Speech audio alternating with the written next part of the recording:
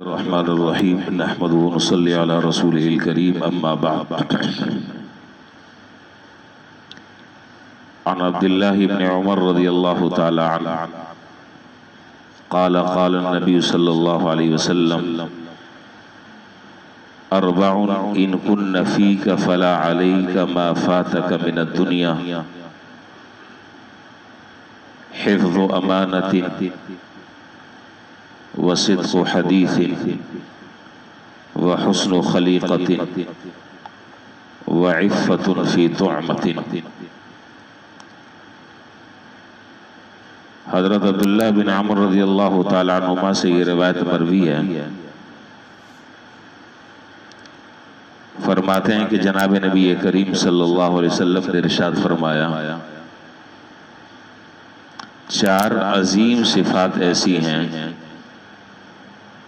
یا چار عظیم خصلتیں ایسی ہیں کہ اگر وہ تمہیں حاصل ہو جائیں پھر اس کے بعد چاہے دنیا کی کوئی نعمت تمہیں نہ ملے اس پر افسوس نہ کرنا، اس کے رخصت ہونے پر افسوس نہ کرنا۔ اگر وہ چار خصلتیں اور چار عظیم صفات تمہیں حاصل ہو گئیں تو یوں سمجھ لینا کہ اللہ تعالیٰ نے دنیا اور آخرت کی ہر نعمت سے تمہیں نواز دیا۔ اس میں سے ان چار چیزوں میں سے پہلی چیز کا بیان چل رہا ہے، وہ چار چیزیں میں ذکر کر دیتا ہوں، تفصیل پہلی کی چل رہی ہے۔ نمبر ایک، امانت کی پاسداری کرنا۔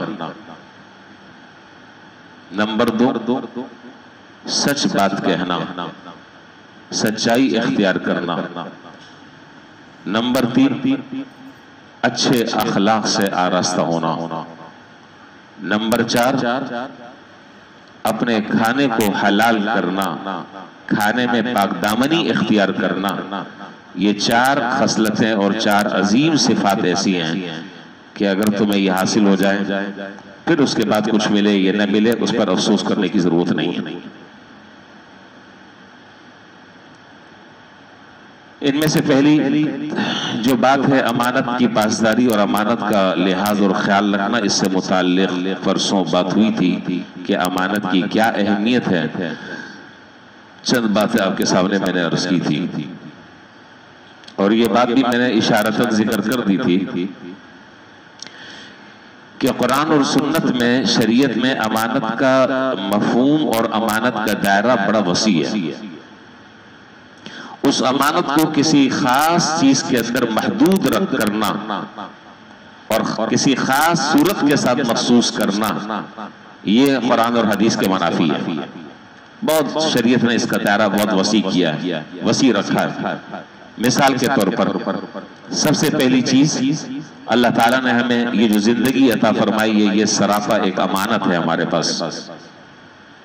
اس زندگی کو اللہ کی مرضی کے مطابق خرچ کرے آدمی، جس طرح زندگی گزارنے کا اللہ تعالیٰ نے حکم دیا اس طرح زندگی گزارے، جن کاموں کے کرنے کا حکم دیا ان کاموں کو کرے، جن سے بچنے کا اور رکنے کا حکم دیا اس سے رک جائے اور اللہ کی منشا اور مرضی کے مطابق زندگی گزار لے۔ تو گویا کہ یہ زندگی جو امانت تھی، اس امانت کی صحیح طریقے سے اس نے پاسداری کی اور اس امانت کی حفاظت کی۔ لیکن اگر کوئی آدمی اس زندگی کو اپنے حساب سے گزارتا ہے، اللہ تعالیٰ کی مرضی یا نامرضی کو نہیں دیکھتا، تو ظاہر ہے کہ وہ اس امانت میں خیانت کا مرتکب ہوا ہے۔ اسی لیے علماء نے لکھا کہ اگر اللہ نہ کرے ایک آدمی خودکشی کرتا ہے، اپنے آپ کو مار دیتا ہے حالات سے تنگ آ کر، اللہ نہ کرے تو یہ حرام موت مرا ہے۔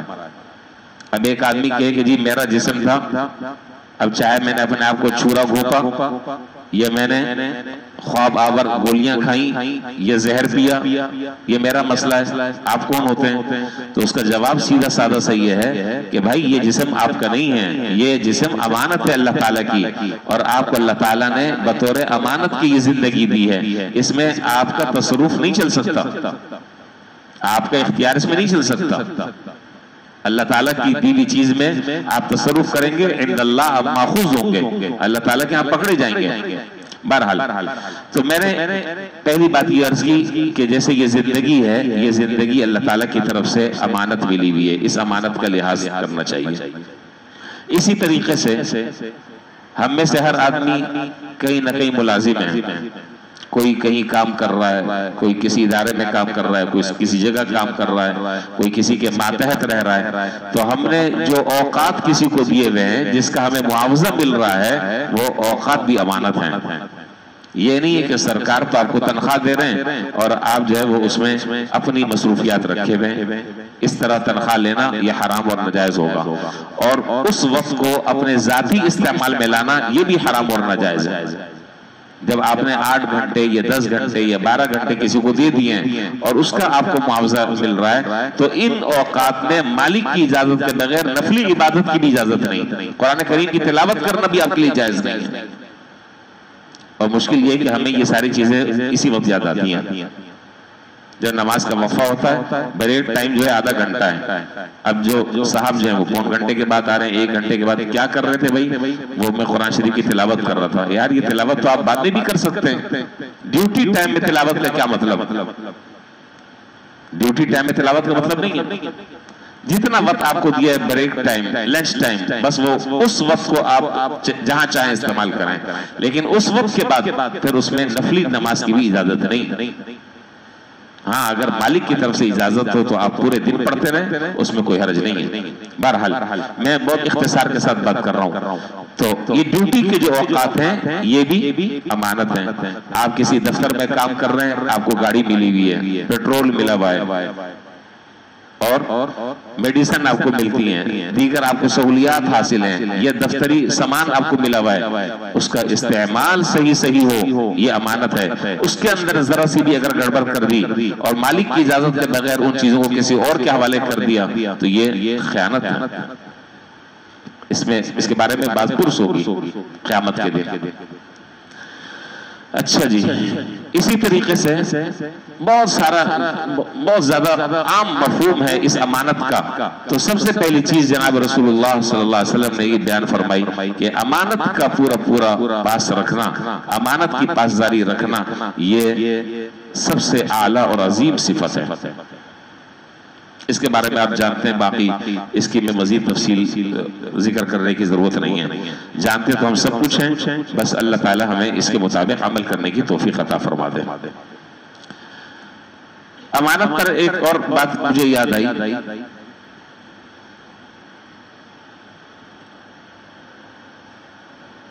حضرت عمر رضی اللہ تعالیٰ عنہ کی خدمت میں ایک باپ اور بیٹا دونوں آئے، آپ ٹیک لگا کر بیٹھے ہوئے تھے۔ آپ نے فرمایا کہ میں نے آج تک کے کوئی ایسا باپ بیٹا نہیں دیکھا جو اتنا زیادہ مشابہ ہو، شکل کے اعتبار سے، صورت کے اعتبار سے اتنا مشابہ ہو، اور تو اس شخص نے جس کے ساتھ اس کا بیٹا تھا، اس نے حضرت عمر رضی اللہ تعالیٰ عنہ سے کہا کہ حضرت اس بیٹے کی ولادت کا اور پیدائش کا بڑا عجیب واقعہ ہے۔ تو آپ ٹیک لگائے ہوئے تھے، اٹھ کر بیٹھ گئے، فرمایا سناؤ ذرا واقعہ، وہ کیا واقعہ ہوا؟ اس شخص نے اپنی کہانی سنانی شروع کی، کہنے لگا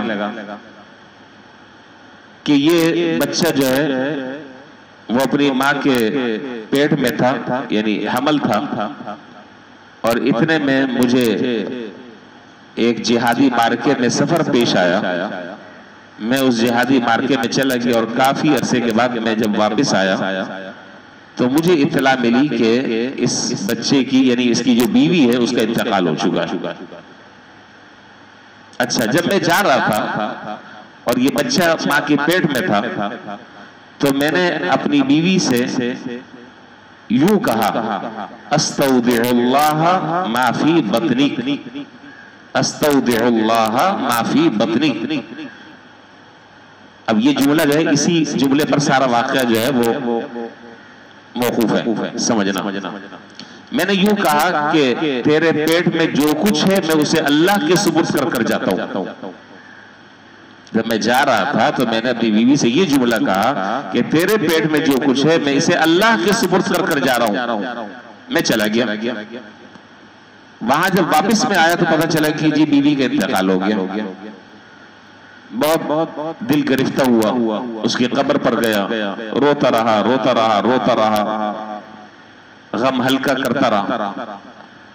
جب واپس میں آیا تو رات میں نے دیکھا کہ میری بیوی کی قبر سے بڑے بڑے آگ کے شعلے بلند ہو رہے ہیں. تو میرے ساتھ میرا چچا زاد بھائی تھا. میں نے کہا کہ بھائی یہ کیا چکر ہے, میری بیوی تو بڑی عفیفہ اور بڑی پاک دامن تھی, بڑی نیک خاتون تھی, یہ کیا چکر ہے, اس کی قبر پر سے آگ روشن ہو رہی ہے. کہتے ہیں کہ یہ جو صاحب تھے یہ اپنی بیوی کے دوبارہ قبر پر گئے تو دیکھا کہ بیوی جو ہے قبر میں بیٹھی ہوئی ہے اور اس نے اسی وقت بچہ جنا ہے. وہ بچہ اس کے ارد گرد گھوم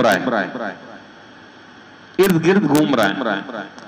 وہاں پر کسی کہنے والے نے یہ کہا اور یہ آواز آئی کہ یہ بچہ اپنا اٹھا لو, اور بیوی پھر اسی وقت دوبارہ لیٹ گئی اور قبر کی مٹی برابر ہو گئی.